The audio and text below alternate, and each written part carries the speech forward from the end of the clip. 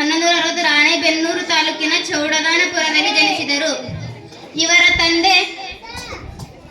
ತಂದೆ ವಿರೂಪಾಕ್ಷಪ್ಪ, ತಾಯಿ ಪಂಪ. ನಾಮ ಅಂಬಿಗರ ಚೌಡಯ್ಯ. ಇವರು ಅಂಬಿಗ ಕಾಯಕವನ್ನು ನಡೆಸುತ್ತಿದ್ದರು, ಅಂದರೆ ದೋಣಿ ನಡೆಸುವ ಕಾಯಕವನ್ನು ನಡೆಸುತ್ತಿದ್ದರು. ಇವರು ವೃತ್ತಿಯಲ್ಲಿ ಅಂಬಿಗ ಪ್ರವೃತ್ತಿಯಲ್ಲಿ ಅನುಭಾವಿ ಬಸವಣ್ಣನವರು.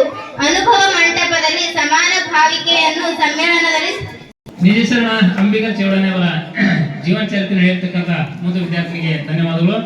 ಅದೇ ರೀತಿಯಾಗಿ